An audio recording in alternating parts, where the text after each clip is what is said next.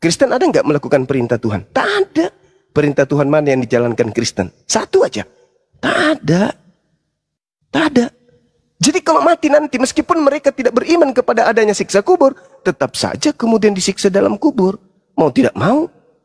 Karena itu sudah kaidah, bukan keinginan kita yang terjadi, tetapi keinginan Tuhan yang akan berlaku, bukan keinginan kita. Kita menginginkan, kami pun Islam menginginkan, jangan ada siksa kubur dong. Tapi bukan kita yang punya kehendak. Coba Anda lihat di dalam kitab yang Anda pegang, Yesaya 14:19, Mazmur 116 nomor 3. Siksa kubur itu ada. Siksa kubur itu ada. Asap maut telah mengelilingiku dan siksa kubur telah mencekamku. Aku menanggung kesusahan dan kedukaan. Mazmur 116 nomor 3. Siksa kubur itu ada. Tapi orang Kristen tidak mau peduli. Lah, sama seperti ketika Anda mengatakan, menurut orang Islam, minuman keras itu bahaya. Bisa membuat mabut. Tapi menurut kami orang Kristen, minuman keras itu tidak membuat mabut. Membuat senang, happy. Nah, cobalah minum. Mabuk. Meskipun Anda tidak percaya bisa membuat mabuk, tapi ketika Anda minum, mabuk. Begitu juga siksa kubur. Ah enggak, kalau kami di Kristen, begitu mati langsung surga. Itu maumu. Kami pun juga mau demikian.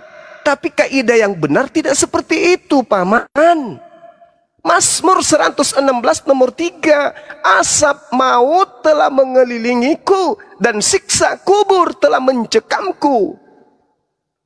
Aku menanggung kesusahan dan kedukaan. Makanya alam kubur itu alam siksa, alam kesusahan, alam kedukaan. Tadi saya sudah mengatakan alam penyesalan.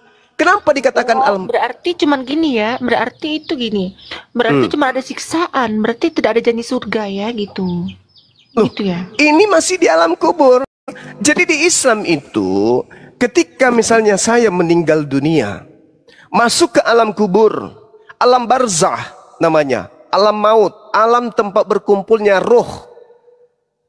Roh orang yang sudah meninggal. Yang tidak bisa ke bumi, tidak bisa juga ke akhirat. Dia berada di tengah-tengah. Alam ini berada di tengah. Baik dia agama apapun, semua berkumpul di situ. Nah sekarang umat Islam, ketika mereka mati, yang mereka lihat adalah kehidupannya di surga. Seibarat orang yang masuk ke dalam kamar, lalu diputarkan film. Film yang dipertontonkan itu adalah dirinya sendiri. Di mana di dalam film itu, dia melihat dirinya di alam surga, di Taman Firdaus. Begitu indah, begitu bahagia. Apakah mereka tersiksa? Tidak. Malah matinya orang Islam itu seperti tidurnya malam pengantin. Tidak terasa tiba-tiba kiamat. Tidak terasa tiba-tiba pagi. Pada saat kita dulu pengantin baru, ya kan ya? Ya kan ya? Betul gak? Tiba-tiba aja azan. Allahu Akbar, Allahu Akbar. Mandi. Tapi kalau orang yang mati kafir, dipertontonkan kemudian di mana dia akan pergi, yaitu di neraka, siksa. Cobalah masuk ke kamar, kunci dari dalam, putar film horor. Bukankah umatnya Rasul kalian itu yang terakhir masuk surga? Kata siapa? Kata siapa? Umatnya Nabi Muhammad yang pertama masuk surga. Tidak ada umat masuk surga sebelum umatnya Nabi Muhammad. Yang terakhirlah yang pertama masuk ke surga, yaitu baginda Rasulullah Muhammad sallallahu alaihi wasallam. Nah, sedangkan Kristen mau kemana? Dihalang oleh Yesus yang asli. Matius 7 nomor 22, nomor 23. Dihalang. Sedangkan di Islam apa? Innalladzina amanu. Innalladzina amanu. Apa? Sesungguhnya manusia yang berkata, innallaha, sesungguhnya Allah itu adalah Tuhanku, maka dia akan dimasukkan ke dalam surga. Gimana ayatnya itu, Dinda? Surah Al-Baqarah, Al-Anfal, ayat 38 ya. Itu jelas, itu diterangkan seperti itu. Barang siapa yang berkata Allah adalah Tuhanku, dan dia teguh memegang perkataannya, maka dia akan dimasukkan ke dalam surga. Al-Quran, surah Ar-Ra'd, ayat 23. Al-Baqarah juga ada, Bang. Al-Baqarah juga ada, Masya Allah. Itu jelas itu. Surah Al-Mu'minun, kada aflahal mu'minun. Beruntunglah orang-orang Islam yang mukmin. yang sholat, yang zakat, yang tidak berzina, yang tidak berdusta, mereka lah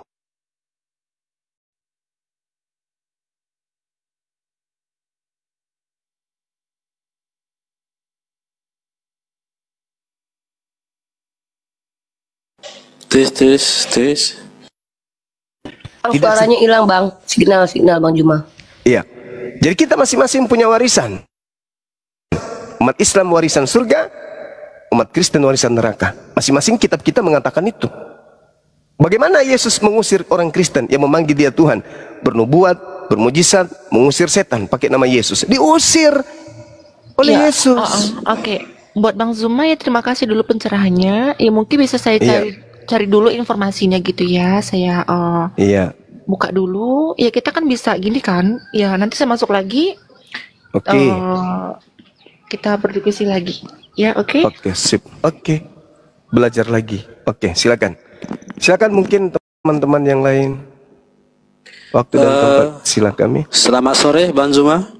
Sore Bang Aritonang. Boleh saya bertanya? Boleh, silakan. Jika kalian mentaati ajaran Allah, apakah Iya. membunuh itu juga ajaran dari Allah juga? Ada orang yang punya kedudukan di mana mereka ini halal untuk dibunuh. Ada orang yang memerangi itu halal untuk dibunuh. Misalnya negara kita ini diperangi, kita harus melawan. Kita harus melawan. Itu jihad namanya. Tetapi di dalam Al-Quran juga tidak boleh membunuh manusia yang tidak dibolehkan untuk dibunuh. Nggak boleh. Nggak boleh. Barang siapa yang membunuh satu manusia saja, tidak karena ada alasan yang membenarkan, maka dia seakan-akan membunuh seluruh umat manusia. Itu Al-Quran menerangkan itu. Oh gitu ya. Seperti itu. Yes. Lalu kenapa ada seorang oknum yang membunuh anak remaja saat lagi doa rosario? Lantas kesalahannya di mana? Kenapa? Ada seorang oknum membaca anak remaja yang sedang lagi doa rosario. Maka dia berdosa, nggak boleh. Al-Quran mengatakan itu, barang siapa yang membunuh satu manusia, maka dia sama halnya dengan membunuh seluruh umat manusia. Nggak boleh. Al-Quran mengatakan, surah Al-Ma'idah ayat 32. Nggak boleh. Jadi kalau ada oknum yang melakukan hal itu, ya neraka tempatnya. Nggak boleh, karena itu dilarang oleh Allah. Betapa banyak dosanya dia, karena dia telah membunuh manusia yang tidak berdosa. Min ajli zalika katabna ala bani Israel annahu man qatala nafsa bighairi nafsi aw fasadi fil ard faka'annama qatala nas jami'a. Siapa yang membunuh satu manusia, maka dia sama halnya membunuh seluruh umat manusia. Betapa banyak dosanya. Boleh lagi dia masuk di surga kecuali dia taubatan nasuha. Gitu bang. Di Islam nggak boleh membunuh. Berbeda kalau di Bible. Bunuhlah. Itu di Bible. Kami nggak diajarkan untuk bunuh loh. Karena kalian tidak melaksanakan Bible. Kami nggak diajarkan untuk bunuh Bang Juma, jangan salah. Karena kalian tidak taat kepada Bible. Loh, kok nggak taatnya di mana? Loh, kalau Anda taat maka Anda akan melakukan pembunuhan di mana-mana. Karena perintahnya seperti itu. Kami diajarkan jangan membunuh. Nah, buktinya kami nggak pernah membunuh. Mana dalilnya jangan membunuh? Tunjukkan saya kalau ada. Silakan bang, silakan. Cari aja di Google Bang. Soalnya HP ku cuma satu. Jangan membunuh itu munculnya di mana? Di Keluaran 20. Tapi itu sudah dibatalkan oleh Paulus. Kalau sudah batal, makanya sama perintahnya jangan makan babi. Tapi kalian makan babi. Kenapa? Karena kalian pengikut Paulus. Kalian sudah batalkan perintah-perintah itu. Jangan membunuh, jangan bersaksi dusta, jangan ini, jangan itu. Apa kata Paulus? Dengan matinya Yesus, kita tidak lagi terikat di dalam hukum-hukum itu. Kita sudah bebas. Galatia 5 nomor 1, nomor 2 dan seterusnya. Efesus 2 nomor 15 dan seterusnya. Jadi Kristen itu bebas, mau melakukan apa bebas. Coba Anda baca Kolose 2. Tamatkan satu perikop. Apakah masih ada hukum Di Kristen tak ada lagi. Bebas. Mau ngapain aja Kristen itu bebas. Gak boleh lagi terikat dengan hukum-hukum. Makanya kalian ibadah minggu ada aturannya, nggak ada, kalian karang sendiri. Menyembah Yesus ada aturannya, kalian bikin sendiri. Natal ada aturannya, kalian bikin sendiri. Menyembah Yesus ada aturannya, kalian bikin sendiri. Kalian itu adalah makhluk yang tidak lagi taat tunduk kepada Tuhan. Kalian tunduk kepada aturan agama kalian sendiri yang kalian buat-buat sendiri. Berbeda dengan kami, orang Yahudi taat kepada perintah Tuhan melalui Torah. Orang Islam taat kepada perintah Tuhan melalui Al-Quran. Kalian taat kepada siapa? Melalui Bible. Taat kepada iblis. Itu Bang. Iyalah Bang Juma, iyalah. Iya, itu fakta, Iya. Bu. Itu fakta. Iyalah. Iya. Ada lagi? Udah cuma itu aja. Oke, sip. Contoh ya. Innalladzina amanu ya ayyuhalladzina amanu idza nudiya lis-sholati min yaumil jum'ah. Wahai umat manusia, apabila diseru engkau salat Jumat maka lakukanlah. Salat Jumat ada perintahnya. Keluaran 31 nomor 13-14.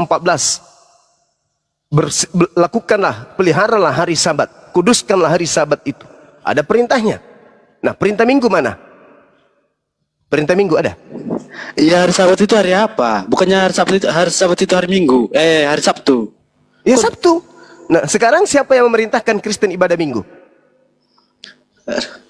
Nggak ada diperintahkan.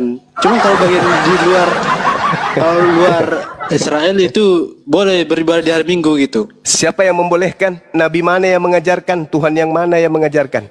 Iblis, Paman. Nah, itu betul. Makanya di dalam Matius 24 nomor 15, apabila engkau melihat sang pembinasa keji duduk di tempat kudus seperti yang dinubuatkan Daniel kepadamu. Apa nubuatan Daniel? Penyesat itu akan datang dan membantah perintah-perintah Sang Yang Maha Tinggi. Apa perintahnya Sang Maha Tinggi kepada Bani Israel? Sabat, Sabtu. Apa perintahnya sang pembinasa keji? Minggu. Perintahnya kemudian Elohim kepada Bani Israel apa? Menyembah kepada Tuhan yang Ahad. Perintahnya kemudian yang datang kepada orang Kristen apa? Menyembah kepada Yesus. Beda kan? Beda. Makanya Yesus mengusir Kristen. Kenapa Yesus mengusir Kristen? Karena Kristen itu bukan ajaran Yesus. Bukan. Saya boleh diperhadapkan dengan pendeta. Apapun levelnya. Berhadapan dengan saya. Mau 100 pendeta saya sendiri. Saya ingin tanya dari mana asal usulnya agama Kristen ini. Muaranya pasti kepada bukan Yesus. Pasti bukan Yesus. Lalu kepada siapa? Paulus. Dari mana Paulus menerima ajaran itu? Iblis, Paman. Nah, itu betul. Pintar ini anak. Kasih celana dalam dia. Pakai di luar seperti Superman. Gitu Bang. Jadi beragama itu beruntunglah kita hidup di zaman sekarang. Kita bertemu dengan saudara-saudara kita yang dari Islam. Bisa mencerahkan kita meskipun kita beda keyakinan. Begitu juga kami beruntung bertemu dengan saudara-saudara Kristen. Kami bisa melihat betapa bodohnya, betapa jahilnya orang-orang ini. Zalim sezalim-zalimnya. Bibelnya mengajarkan tetapi mereka menolaknya. Justru yang mereka ajarkan, yang mereka praktikkan adalah apa yang diperintahkan oleh orang selain daripada Yesus. Padahal jalan keselamatan hidup itu, kebenaran hidup itu Yesus. Bukan Lukas, bukan Markus, bukan gereja, bukan bapak-bapak gereja. Tapi Yesus. Apa yang Yesus ajarkan? Itu yang harus dilakukan. 2 Yohanes 1 nomor 6. Barang siapa yang berkata Yesus ada dalam dirinya, maka dia wajib hidup sebagaimana Yesus hidup. Yesus hidup sebagai Kristen atau sebagai Yahudi? Sebagai Yahudi. Berarti Kristen ini siapa? Kan harus hidup seperti Yesus. Kalau mengaku Yesus ada dalam dirinya, maka dia wajib hidup sebagaimana Yesus hidup. Yesus hidup sebagai Kristen atau sebagai Yahudi?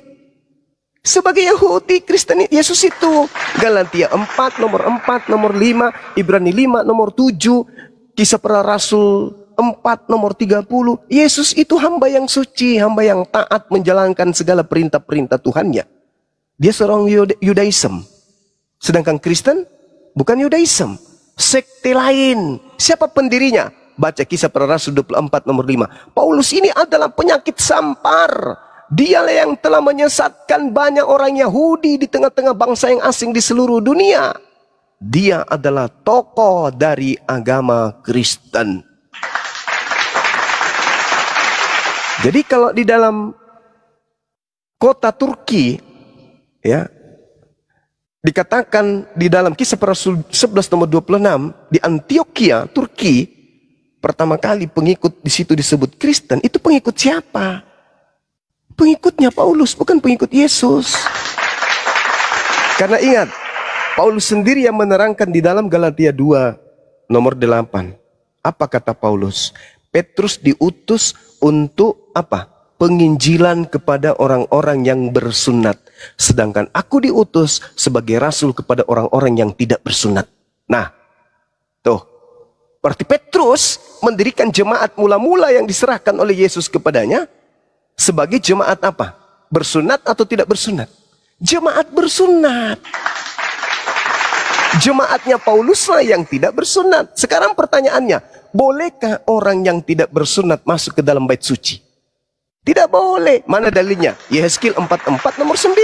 Haram hukumnya orang yang tidak bersunat masuk ke bait suci atau bait Allah atau baitullah. Nggak boleh. Harus bersunat. Sedangkan Paulus diutus kepada orang yang tidak bersunat. Dia malah dia tegaskan dalam Galatia 5 nomor 2. Barang siapa yang bersunat, maka Yesus Kristus tidak berguna baginya. Maka Kristen diajarkan untuk apa? Diajarkan untuk tidak bersunat. Ini ajaran siapa? Sedangkan perjanjian kekal Allah dengan Abraham dan keturunannya adalah bersunat. Paulus mengajarkan jangan bersunat. Tuhan mengajarkan bersunat. Yahudi bersunat, Islam bersunat, Kristen berkulub. Lalu Kristen ini setelah mati mau kemana bawa kulubnya? Sedangkan Wahyu 21 nomor 27, orang yang tamek, najis, tidak boleh masuk ke dalam surga. Sedangkan yang disebut najis, baca Yesaya 52 nomor 1. Yang disebut najis adalah orang yang tidak bersunat kulub. Dosa orang-orang Israel semua diampuni oleh Allah. Kecuali satu. Apa itu? Memasukkan orang najis ke dalam bait suci. Di mana tertulis? Yehezkiel 44 nomor 6, nomor 7, nomor 8. Semua keingkaranmu yang lalu-lalu telah aku hapuskan. Tetapi ada satu kemungkaran yang tidak bisa aku hapuskan. Di antara seluruh kemungkaranmu, yaitu kau memasukkan kemudian orang-orang najis tidak bersunat ke dalam bait suciku. Jadi Kristen ini nanti mau kemana? Pantaslah Yesus mengusir. Nyahlah daripada. Kami bagaimana mau ke surga ngikut Yesus? Bagaimana mau ke surga? Bang Yesus menghalang. Het. Jangan lewat. Kalian siapa? Bukankah? Dari mana Matius jalannya 7 menghalang? Matius 7 nomor 22 sampai 23. Tahe. Baca. Itu dalil, Bung. Itu dalil. Itu di kitab Anda sendiri yang mengatakan itu. Pada hari terakhir nanti banyak orang memanggil aku Tuhan. Tuhan, Tuhan. Ya paman, bukankah kami bermujizat pakai namamu, mengusir setan pakai namamu, bernubuat pakai namamu? Apa kata Yesus? Pada saat itulah aku Yesus akan berterus terang kepada mereka, wahai Kristen, enyahlah daripadaku, aku tidak mengenal kalian, kalian semua adalah pembuat kejahatan. Loh. Ada nggak tertulis di situ, wahai Kristen, enyahlah kalian dari hadapanku? Ada nggak tertulis dalam kitab? Lalu yang memanggil Yesus Tuhan siapa? Kalau bukan Kristen? Kami. Lagian kalian kan, siapa? Kristen atau Tuhan Hindu? Yesus kan bukan cuma Tuhannya Kristen. Siapa bilang? Itu kan Tuhan Yesus kan hanya cuma itu, Tuhan Yesus kan Tuhannya seluruh umat manusia. Kata siapa? Kata siapa? Kata kita semua. Iya, kata kamu. Yesus aja tidak menuhankan Yesus. Yesus menuhankan Allah. Yesus menuhankan Allah. Yesus menuhankan hakikat yang maha suci lagi maha tinggi. Tidak menuhankan anak Maria. Hanya orang Kristen ini yang muncul belakangnya menuhankan anak orang. Itu tertulis loh bang, tertulis di kitab saudara. Makanya di Al-Quran dikatakan, wa idza husiran nasu kanu lahum ibadatihim, kanu lahum a'da, makanu bi ibadatihim kafirin. Pada hari terakhir nanti, orang akan dihimpun, orang dikumpulkan nanti setelah kiamat. Apa yang mereka sembah akan menjadi musuh bagi mereka. Dan pemujaan yang mereka lakukan akan ditolak dan diingkari oleh dia yang dia sembah. Nah, Yesus mengingkari. Yesus menjadi musuh kalian. Kalian mau ke surga, Yesus menghalangi. Mau kemana, mau kemana, mau kemana? Bukankah kami bernubuat pakai namamu? Mengusir setan pakai namamu juga ya Yesus. Apa kata Yesus? Hah? Yang ngajarin siapa? Enyahlah daripadaku, kalian semua adalah pembuat kejahatan. Apa nggak sedih digituin? Berharap. Enggak juga lah, buat ngapain kamu sedih? Loh, Anda diusir, masa nggak sedih? Buat apa kami sedih, Bang Juma? Sekarang gini aja. Suatu saat Tuhan Yesus akan datang ke dunia ini untuk menghakimi seluruh umat manusia. Udah. Salah Jelas. Anda. Salah Anda. Salahnya di mana, Bang Juma? Anda baca Yohanes 8:42. Yohanes berapa? Yohanes 8 nomor 42. Oke, bentar. Ya, baca. Yang keras. Kalau perlu sampai 40 rumah dengar di tetangga Anda.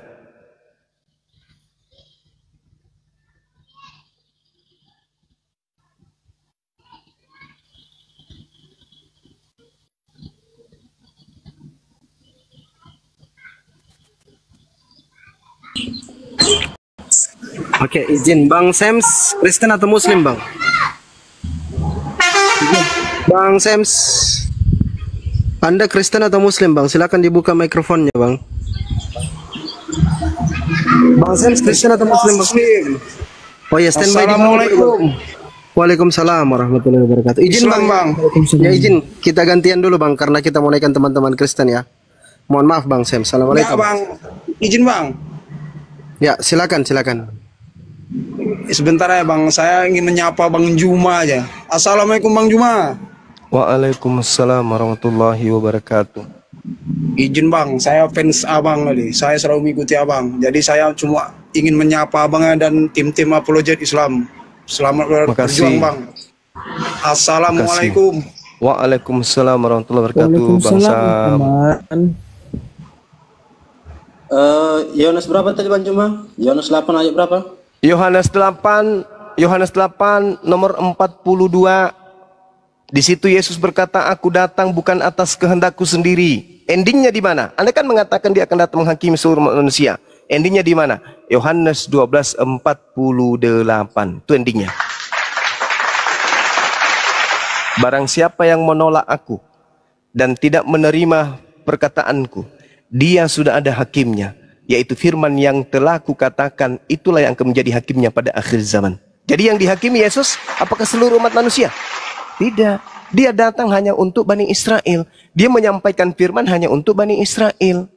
Jadi yang dihakimi nanti hanyalah Bani Israel. Bukan menghakimi saya. Karena asas yang dipakai, hukum yang dipakai untuk menghakimi oleh Yesus adalah perkataan yang pernah keluar terucap dari mulutnya. Dia berkata apa? Wahai Bani Israel, sesungguhnya aku ini diutus hanya kepada domba yang sesat dari Bani Israel. Yesus berkata, Yohanes 10 nomor 5 nomor 6. Yesus berpesan kepada ke-12 muridnya, agar jangan ke bangsa lain, tetapi pergilah kepada bangsa yang sesat dari umat Israel. Nanti muridnya itu dihakimi. Kalau sampai muridnya ada yang keluar dari Bani Israel, mengajarkan sesuatu yang tidak diajarkan oleh Yesus, maka dia akan dihakimi oleh Yesus. Ditanya dia, hei kau misalnya ditanya sama Yesus muridnya, hei Petrus, ya paman, siapa yang mengajarkan kau sampai ke Roma mengajar? Saya kan sudah perintahkan samamu, jangan ke bangsa lain. Kenapa kau tolak? Apa kata Petrus? Kira-kira, oh itu bukan Petrus saya. Saya tetap waktu hidup tetap penginjilan untuk Bani Israel. Itu ada di Petrus di Roma. Oh itu bukan Petrus saya bang. Itu orang lain yang diberi gelar Petrus supaya dianggap saya. Terus ini Kristen ini siapa ini? Kok dia sebut-sebut namaku? Kok dia menyembahku? Kok dia bermujizat pakai namaku? Ini yang ngajarin siapa? Bukan juga saya. Lalu siapa? No, sana no, yang botak kepalanya no.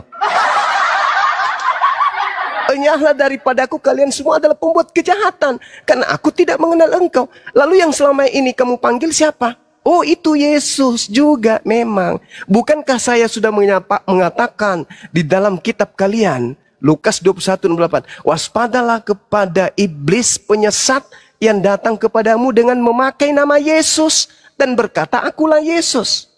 Waktunya sudah dekat dan jangan kau percaya. Penyesat datang mengaku Yesus, akulah Yesus yang kau aniaya.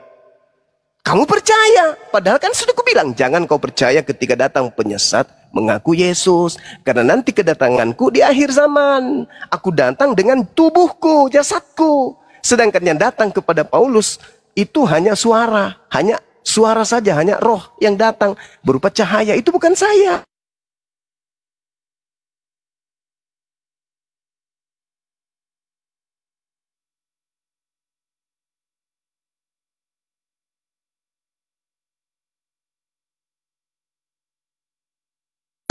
Bukan ajaranku. Di mana pernah muridku kusuruh menyembahku? Di mana pernah muridku kusuruh ibadah minggu? Di mana pernah muridku kusuruh makan babi? Di mana pernah muridku kusuruh jangan bersunat? Ada? Enggak ada. Orang-orang Yahudi muridku bersunat semua. Tak ada yang makan babi. Kamu makan babi. Kamu tidak bersunat. Kamu sekolah minggu, kamu ibadah minggu. Kau menyembahku karena kau ikut Yesus palsu. Ikutlah ke sana ke neraka. Enyahlah daripadaku. Aku tidak mengenal engkau. Teriak orang Kristen. Bukankah kami bernubuat? Bukankah kami mengusir setan? Bukankah kami bermujizat mengobati orang karena pakai namamu? Betul. Tapi sesungguhnya kamu tidak melakukan perintah Bapakku. Kau melakukan perintah Bapakmu, yaitu iblis. Pergilah kau ke neraka bersama dengan dia. Karena Yesus sudah mengatakan, Lukas 21:8, waspadalah kepada penyesat yang datang kepadamu dengan memakai namaku, dengan memakai nama Yesus dan berkata, akulah Yesus. Waktunya sudah dekat. Jangan kau percaya. Jadi Yesus itu ada dua. Yesus yang nabi dan Yesus yang dewa. Yesus yang nabi tidak pernah mengajarkan dirinya untuk dituhankan. Tidak pernah mengajarkan untuk makan babi, ibadah minggu, merasulkan Paulus. Tidak pernah. Tidak pernah Yesus yang nabi ini mengajarkan perjanjian baru. Nggak pernah. Tapi Yesus yang satu ini, yang dewa ini, yang roh ini, pneuma, itu yang mengajarkan Paulus. Sehingga muncul 13 buku Paulus. Inilah yang menjadi panduan orang Kristen menyembah yang bernama Yesus. Sedangkan ajaran itu berasal dari makhluk halus yang mengaku Yesus yang datang kepada Paulus, pendiri agama Kristen.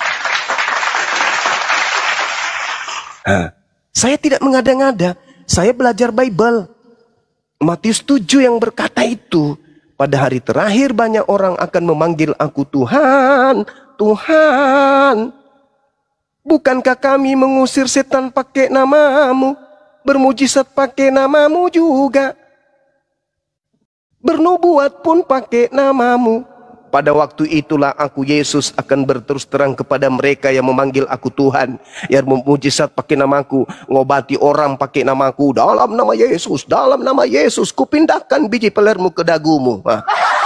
Banyak yang melakukan mujizat. Pada hari itulah aku akan berterus terang kepada mereka. Enyahlah kalian semuanya. Aku tidak mengenal kalian. Kalian semua adalah pembuat kejahatan. Nah, mau apa kalau udah kayak begitu?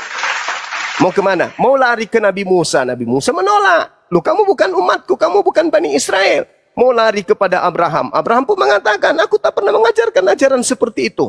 Aku mengajarkan sunat. Aku mengajarkan satu Tuhan. Aku mengajarkan korban hewan. Tak ada keturunanku mengorbankan manusia. Kalian ini siapa? Lari kepada Nabi Isa. Isa juga menolak. Lari kepada Nabi Muhammad. Apa lagi? Nabi Muhammad paling nangis.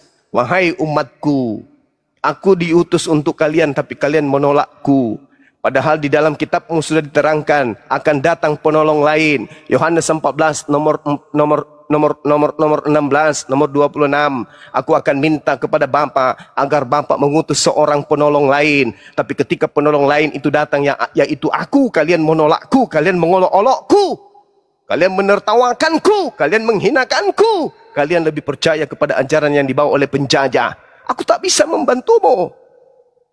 Aku hanya bisa membantu umatku yang senantiasa bersalawat kepada aku.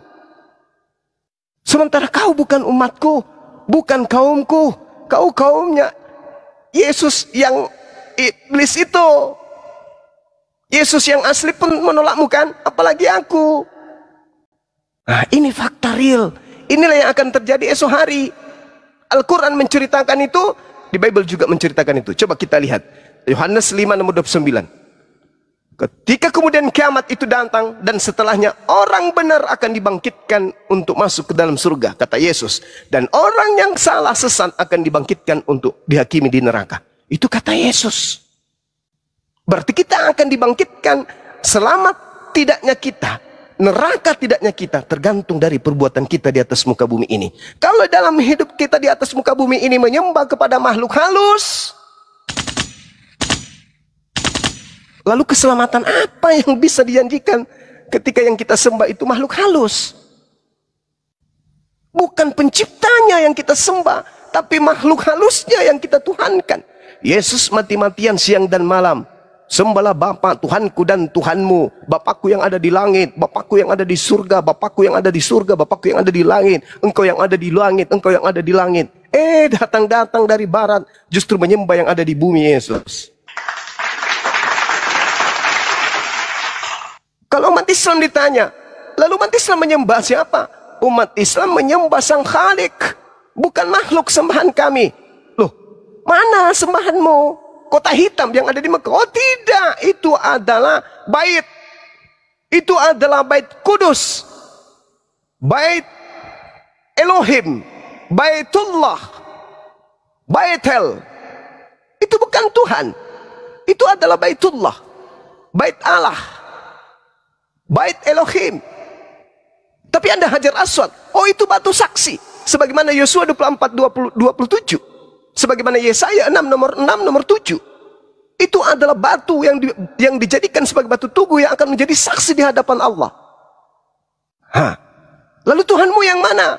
Rabbus samawati wal ar, yang tak terlihat oleh jasad manusia, tetapi kemudian dialah yang melihat. Umat Islam tidak perlu melihat dengan kasat mata kepada pencipta.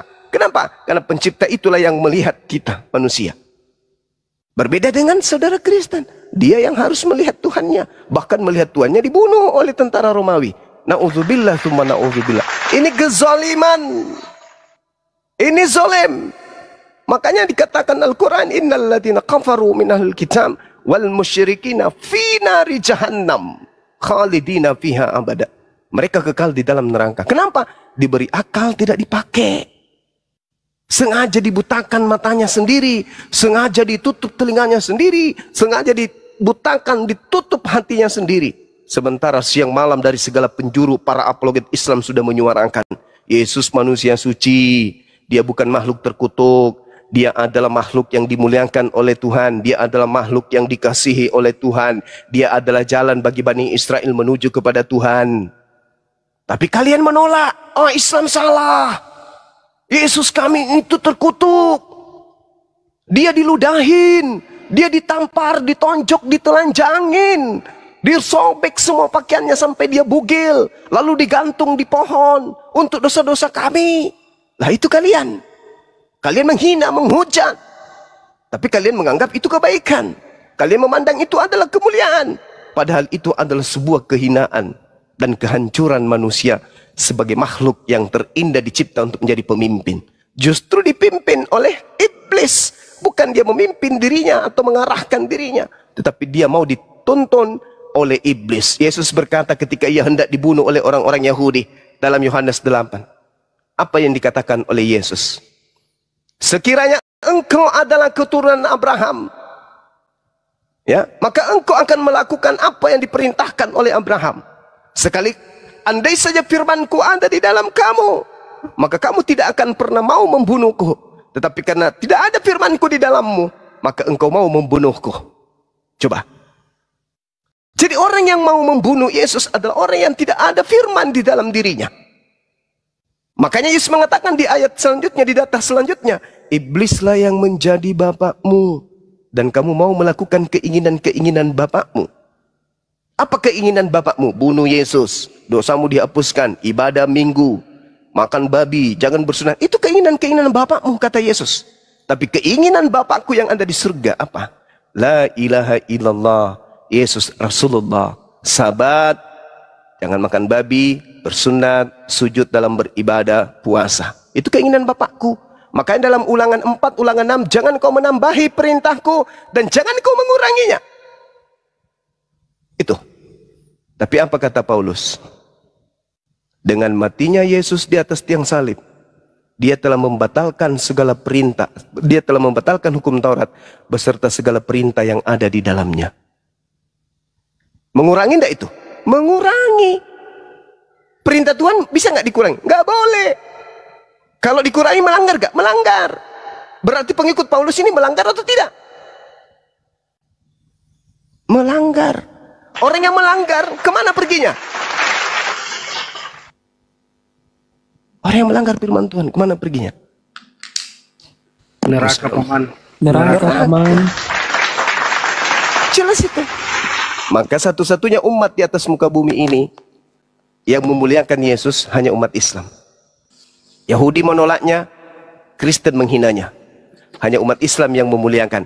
Yohanes 16 nomor 14, ketika ia datang, yaitu penolong lain itu, dia akan memuliakan aku. Satu-satunya agama di atas muka bumi ini yang memuliakan Yesus hanya Islam. Yahudi menghinakan, dianggapnya anak zina yang direbus di dalam neraka di atas tinja yang mendidih.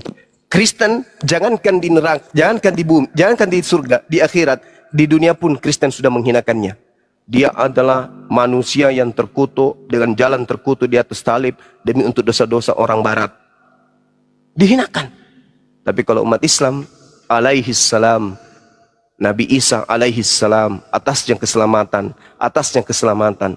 Coba, indahnya Islam itu. Makanya kami umat Islam lah pengikut Yesus. Sementara Kristen itu adalah anti Yesus, anti Kristus. Itulah Kristen. Oke, itu, Bang. Silakan. Boleh aku bertanya lagi? Silakan. Gini, jika Tuhan Yesus adalah Nabi Isa, Ya. di mana Nabi Isa lahir dan di mana Tuhan Yesus lahir? Iya, baik. Kalau kita berbicara mengenai kelahiran, sama seperti Bang Suma. Ada yang mengatakan saya lahir di kota Palopo, ada yang mengatakan saya lahir di desa Monte Carlo, kota terkecil di Mesir Timur. Ada juga yang mengatakan saya lahir di Makassar. Apakah perbedaan-perbedaan ini menyebabkan orang yang memandang Bang Suma lahir di Palopo adalah melahirkan Suma yang lain, dan orang yang mengatakan Bang Suma lahir di Kairo adalah Bang Suma yang lain? Tidak. Tapi dalil kita. Beda lah. Ya, mana ada beda? Bang Suma cuma satu. Jelas beda Bang Juma. Abang Bang Suma cuma satu. Bang Contohnya Suma Bang cuma Juma. satu. Tapi ada yang mengatakan saya lahir di Kairo, ada yang mengatakan saya lahir di Dubai, ada yang mengatakan saya lahir di Makassar. Apakah kemudian saya menjadi tiga? Karena adanya cerita-cerita yang berbeda. Ceritanya cuma satu. Lalu mana cerita yang paling akurat? Yang bersumber dari yang maha menyaksikan. Yang menciptakannya siapa? Yang di langit. Yang di langit yang mengabarkan. Kalau yang di data kitab kalian, yang menceritakan itu adalah wartawan. Kira-kira yang di langit dengan wartawan-wartawan lepas ini, akurat mana pemberitaannya?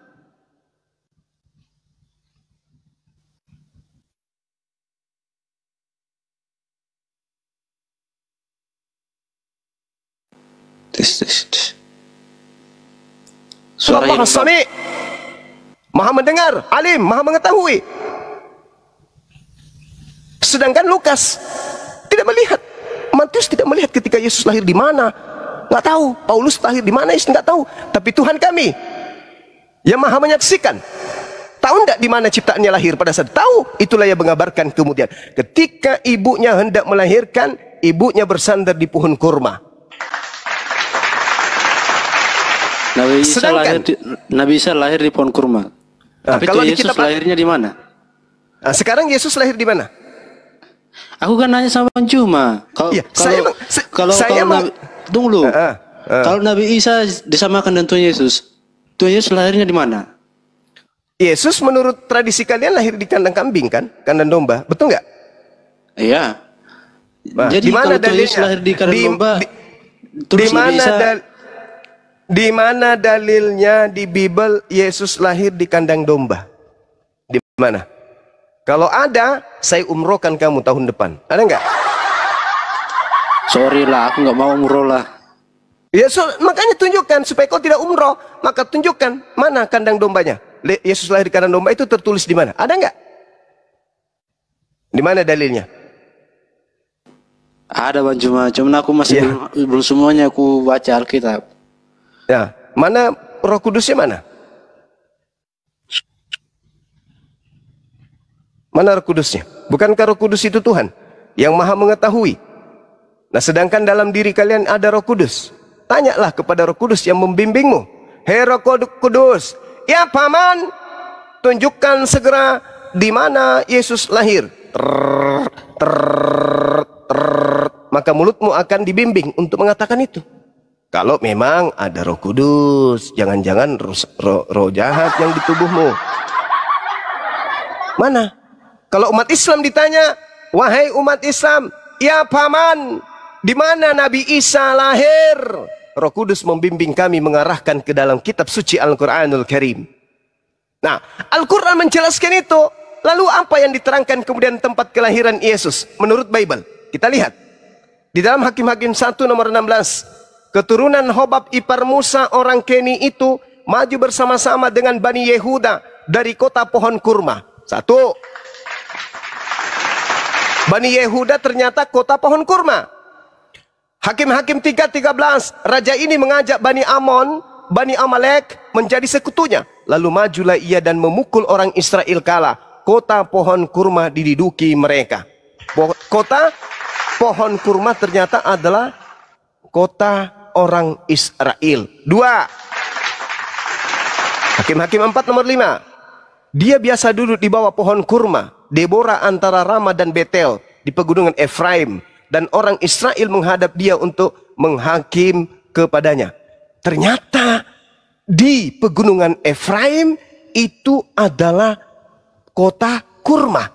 Kemana Yesus sembunyi ketika dia hendak dibunuh oleh orang-orang Yahudi? Baca Yohanes 11 nomor 54 atau 55. Yesus atau 56.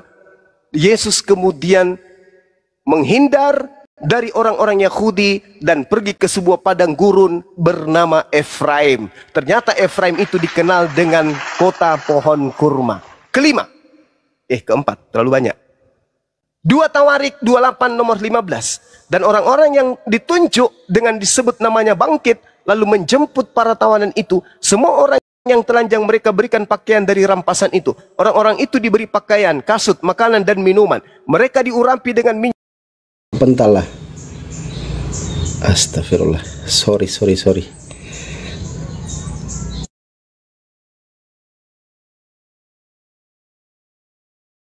Kenapa? Ngelek. Enggak rungkat, ngelek.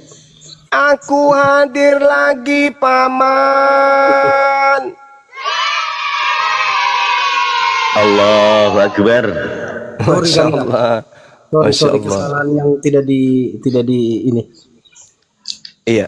Jadi berdasarkan tempat kelahiran, rupa-rupanya tempat yang bersejarah yang disebut pohon kurma, kota kurma itu adalah tempat Yesus. Sedangkan kalau kita minta di tradisi Kristen, mana dalilnya Yesus lahir di kandang domba? Mana? Kalau ada, Ari Tonang saya umrohkan bulan depan atau tahun depan. Ada nggak? Ada nggak? Yang keenam, Nehemia 8 nomor 16. Dan bahwa di semua kota mereka dan di Yerusalem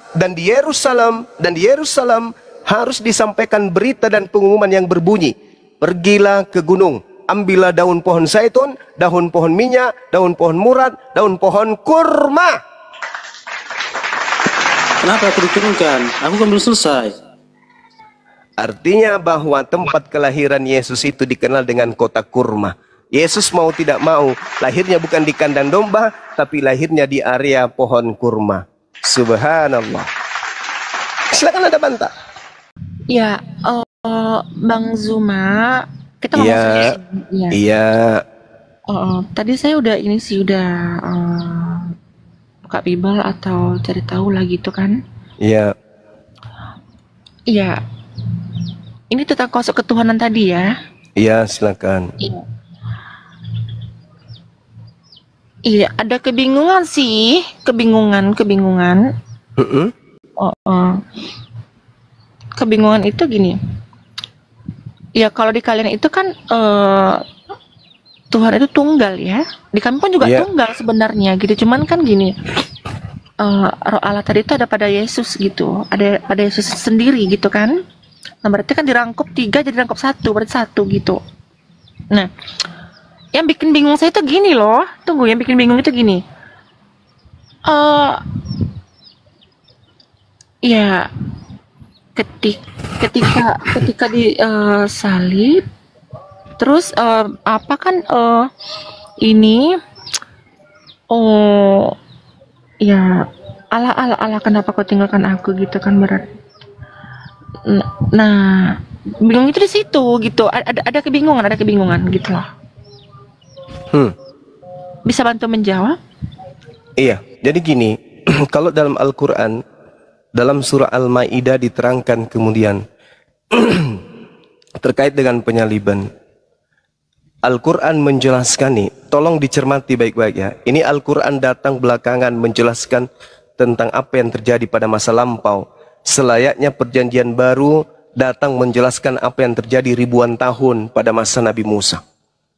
Nabi Musa dijelaskan kemudian oleh ajaran Yesus. Ajaran Yesus dijelaskan kemudian oleh ajaran Nabi Muhammad. Mereka memiliki bos yang sama, yaitu Allah yang Maha Suci lagi Maha Tinggi. Al-Quran mengatakan apa? A'udzubillahi minasyaitonirrajim. Innama jazaa'ul ladina yuharibuna Allah wa rasulahu wa yas'auna fil ar fasada au yuqattalu au yusallabu au tuqatta'a aidihim dan seterusnya. Hukuman bagi orang-orang yang memerangi Allah dan memerangi Rasulnya, utusannya, seperti Nabi Musa dimusuhi, Abraham dimusuhi, dan juga membuat kerusakan. Hukuman bagi orang-orang ini yang membenci bapak ataupun anak di dalam kaidah Kristen itu adalah salib. Al-Quran menjelaskan itu. Yang memusuhi, yang memerangi Allah dan memerangi Rasulnya adalah salib. Itu dalam Al-Quran. Bagaimana kitabnya Nabi Musa? Apakah sama? Sama. Tertulis di mana? Ulangan 21, nomor 22, nomor 23.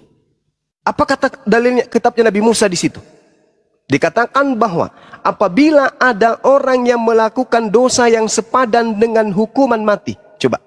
Berarti dia adalah orang yang berdosa.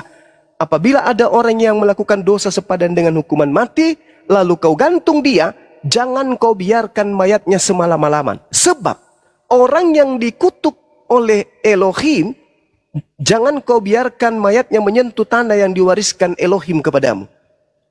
Berarti Al-Quran mengatakan yang disalib ini adalah pendosa. Iya. Kitabnya orang Yahudi juga mengatakan yang disalib ini adalah pendosa. Nah sekarang pertanyaannya, apakah Yesus seorang pendosa? Ya, tunggu. Berarti konsepnya gini. Berarti konsepnya Yesus itu menyembah Tuhan kalian gitu. Iya betul. Jelas itu. Tuhan itu cuma satu. Makanya kalau saudara Kristen mencari Tuhan umat Islam, mana Tuhan yang Muslim itu? Carilah Tuhannya Yesus mana? Cari Tuhannya Musa mana? Cari Tuhannya Abraham mana? Kalian tidak akan pernah bisa menemukan. Tapi Tuhan kami Maha melihat, Maha mendengar. Nah, kalau Tuhannya Kristen cari, banyak ada di pinggir-pinggir di tiang-tiang rumah, nempel-nempel. Itu ada Tuhannya Kristen. Tapi Tuhannya Nabi Musa tempel di mana? Digambarkan di mana fotonya Tuhannya Nabi Musa? Ditempelkan di mana fotonya Tuhannya umat Islam? Tak ada. Karena Tuhan menurut Yesus tak ada yang bisa melihat. Yohanes 5 nomor 37. Musa juga demikian. Keluaran 33 nomor 20. Tak ada yang bisa melihat. Begitu juga Al-Quran mengatakan laisa kamitslihi syai'. Tuhan itu tidak bisa dilihat karena Tuhan itu tidak serupa dengan makhluk. Jadi kenapa Tuhannya Yesus Kristen bisa dilihat? Karena sejatinya yang dituhankan itu makhluk, roh. Nah, itu yang aku cuma bentar. Silakan. Aku izin pamit dulu soalnya aku mau ke gereja. Iya, silakan Bang, silakan. Ya. Salam sama pendetanya. Salam dari Bang Suma bilang. Iya. Permisi ya, Bang Juma. Ya, jangan dulu Bang Aritonang. Jangan kau tinggalkan dulu aku Bang. Sini dulu. Kok kerja sore? Pergi kau. Aritona, kenapa kau tinggalkan aku? Begitu harusnya kan. Hari Minggu itu Yesus menggembalakan domba. Hari Sabtu baru ke gereja, kalian ke balik. Nah, kenapa kemudian Yesus teriak Eli Eli sama Sabaktani? Itu sebenarnya hanya cocokologi yang diambil dari kitab Mazmur. Itu cocokologi.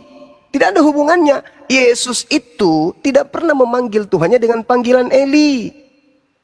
Yesus tidak pernah ditinggalkan oleh Tuhan karena dia adalah orang yang dikasihi. Mazmur 37 nomor 28 29. Tuhan tidak akan pernah meninggalkan orang yang dikasihi. Sementara yang ada di Mazmur berapa itu teman-teman? Mazmur 2 ya? 22 ya? Ya, berarti kan konsepnya gini Bang. Konsepnya itu Tuhan, berarti Yesus sendiri itu menyembah Tuhan kalian gitu kan? Nah, betul. Intinya. Iya, memang. Yesus menyembah Allah yang maha suci lagi maha tinggi. Bukankah Yesus itu Allah? Allah itu gimana? Sendiri. Oh, tidak bisa. Karena Allah itu bukan makhluk. Bilangan 29 nomor 13. Allah bukan manusia dan bukan anak manusia. Yesus manusia dan Yesus anak manusia. Bagaimana bisa dia Allah? Yesus berkata di dalam Yohanes 5 nomor 37. Allah itu tidak bisa dilihat. Suara Allah tidak bisa didengar. Kata siapa? Kata Yesus. Berarti Yesus bukan Allah. Ya emang bukan. Ya tapi kan roh Allah itu ada pada dirinya sendiri gitu loh. Semua manusia itu rohnya adalah roh Allah. Seperti rohnya Olan. Itu rohnya siapa? Itu rohnya Allah. Makanya di dalam Kejadian 6 nomor 3. Rohku, Allah berfirman, rohku tidak selamanya berada dalam diri manusia. Berarti roh yang ada pada diri kita ini roh Allah. Makanya kita hidup. Karena pada diri kita ada biasan daripada esensi yang maha hidup. Coba kalau ruh keluar. Mati kita. Kenapa kita bisa hidup? Karena bias percikan yang maha hidup itu ada pada diri kita berupa roh. Kalau roh dicabut, mampus. Secantik apapun Anda, mati pasti. Semancung apapun hidungnya, selentik apapun bulu bibirnya, pasti mati kalau roh itu keluar. Kenapa? Karena unsur yang Tuhan berikan berupa roh yang berasal dari dirinya udah diambil. Mampus, mati. Jadi roh yang ada pada diri kita itu adalah roh Elohim. Kejadian 6 nomor 3. Coba, Anda tahu roh Anda? Anda tidur sama roh. Anda makan bersama roh. Anda keluar ke bumi bersama dengan roh. Tidur bersama dengan roh. Tak sedetik pun Anda pernah berpisah dengan roh. Barang yang paling dekat dengan diri Anda itu adalah roh Anda. Tetapi Anda tidak mengenalinya kan? Rohnya seperti apa wujudnya? Seperti apa bentuknya? Kayak mana dia? Ada di dalam tubuh Anda. Tapi Anda tidak mengenalnya. Itulah yang disebut eksistensi ketuhanan. Orang berakal akan tahu Tuhan itu ada. Buktinya saya ada. Tuhan itu ada. Buktinya saya hidup. Dengan ruh Allah saya hidup. Kalau tidak ada Allah, tidak ada rohnya. Kalau tidak ada rohnya, saya tidak hidup. Karena saya ada, maka roh Allah ada. Karena roh Allah ada, maka pencipta dari roh itu pasti ada. Itu orang berakal. Makanya umat Islam itu tidak mencari Tuhan. Di mana Tuhan saya ya? Apakah kau melihat Tuhan, mayat Tuhan kami? Tidak begitu di Islam. Karena Tuhan itu sudah menitipkan, hei makhlukku yang berakal. Yes, aku kasih kode, aku kasih simbol padamu ya, keberadaanku. Nih, itu wujud aku ada, aku serahkan rohku kepadamu. Itu wujud aku ada.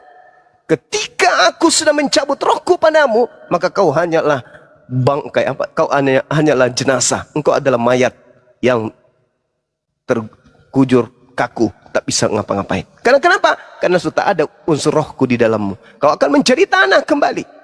Kau menjadi mayat, membusuk. Kenapa? Karena aku sudah mengambil rohku. Kamu bisa hidup karena adanya aku. Maka hanya orang yang lemah akal lah yang tidak bisa menemukan Tuhan. Harus ada fotonya. Wah, ini foto Tuhan saya, gondrong, lesung pipinya cantik, bibirnya bagus, kumisnya tipis, hidungnya mancung, lehernya bergerigi dan seterusnya. Tak ada Tuhan kayak gitu. Itu pagan namanya. Orang yang berakal itu pejamkan mata, berseru, wahai engkau yang menciptakan alam semesta. Maka yang menciptakan alam semesta itu mendengar, melihat. Oh, hambaku si Fulan lagi memujiku, lagi memuliakanku.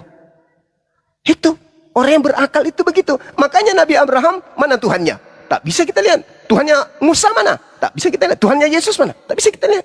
Tuhannya Nabi Muhammad? Tak bisa kita lihat. Lalu apa? Bagaimana cara kita berhubungan dengan esensi yang menciptakan kita? Dengan cara ibadah.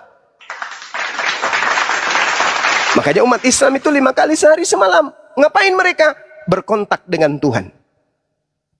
Berbeda dengan kalian. Ada harus patungnya di depan, sujud di situ, cium-cium patungnya. Apa itu? Pagan. Mempertuhankan makhluk. Ya, sebenarnya bukan mencium patung gitu loh. Itulah wujudnya. Itulah apanya tadi itu, inkarnasinya tadi itu gitu. Maka itu. Itu pagan itu namanya. Artinya sama seperti orang Quraisy. Mereka tidak mempertuhankan berhala-berhala itu, tidak. Mereka jadikan berhala itu sebagai mediasi. Ketika mereka ditanya, siapa yang menciptakan kalian? Allah. Siapa yang menjadikan semuanya ini? Allah. Kenapa kamu menjadikan patung berhala-berhala ini? Karena kami tidak bisa melihat Allah. Maka kami bentuk ini sebagai mediasi bahwa kami menyembah kepada Allah. Tapi kamu mempertuhankannya? Tidak, kami tidak mempertuhankan. Kami hanya memediasikan ini. Membentuk, itu sama halnya. Makanya ada perintah di dalam kitabnya Nabi Musa. Jangan kau membentuk, jangan kau membuat patung yang menyerupai apapun baik di langit maupun di bumi. Sekarang begini. Teman-teman Kristen ketika berseru, wahai Yesus. Yesus dengar nggak? Ya, dengarlah, kan dia Tuhan. Mana dalilnya? Mana dalilnya Yesus Maha mendengar? Ya nggak ada sih. Nggak ada. Itu hanya sangkaan kalian saja. Tapi kalau Tuhannya Yesus yang kita seru, wahai Tuhannya Yesus, mendengar nggak sang Tuhan? Sang Tuhan mendengar nggak? Mendengar, Paman. Mendengar, Paman. Jelas mendengar. Annallaha sami'.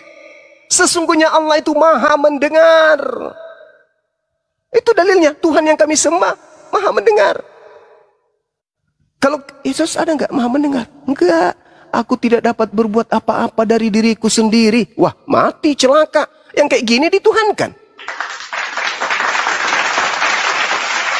Makanya Yesus mengatakan dalam Yohanes 17 nomor 3, wahai Bani Israel, seluruhnya kalian tidak akan bisa mendapatkan hidup kekal kecuali kalian mengenal Allah satu-satunya Tuhan yang benar dan mengenal aku Yesus yang diutusnya. Nah, itu konsepnya. Yohanes 17 nomor 3. Dalam Islam, la ilaha illallah Yesus Rasulullah. Dalam Islam tuh. Iman Islam ke sana enggak? Ke sana. Berarti Islam mendapatkan hidup yang kekal. Yes. Kristen bisa enggak mendapatkan hidup kekal? Gimana ceritanya? Keluaran 20:3. Jangan ada ilah lain di hadapan.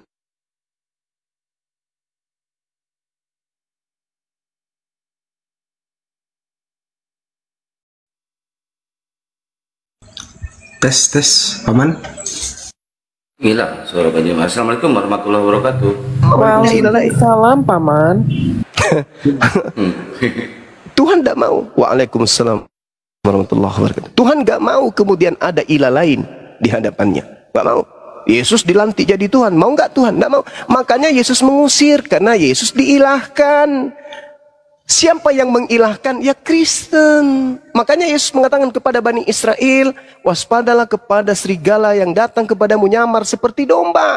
Padahal mereka adalah serigala yang buas. Kenapa orang-orang itu disebut serigala yang buas? Karena mereka membunuh anaknya sendiri. Memakan anaknya sendiri. Kenapa dikatakan membunuh anaknya sendiri? Kenapa? Karena dia mengajarkan anaknya darah dagingnya sendiri untuk menyembah kepada selain daripada ilah yang diperkenalkan oleh para nabi. Itu sama hanya membunuh anak kita. Anak kita lahir suci, kita bentuk dia menjadi karakter seorang yang menyembah selain daripada pencipta langit dan bumi. Itu sama halnya kita membunuh dia. Makanya orang-orang ini disebut sebagai apa? Serigala yang buas. Anak sendiri dimakan. Orang yang betul adalah menumbuh kembangkan anaknya, lalu diajarkan untuk berpikir, nak, cari agama yang betul. Cari agama yang betul. Kalau engkau menemukan Islam betul, masuk Islam. Hindu yang betul, masuk Hindu. Kristen yang betul, masuk Kristen. Bagaimana cara membetulkan segala sesuatunya? Terkhusus iman. Segala sesuatunya dibenarkan oleh akal. Oke, gini Bang ya.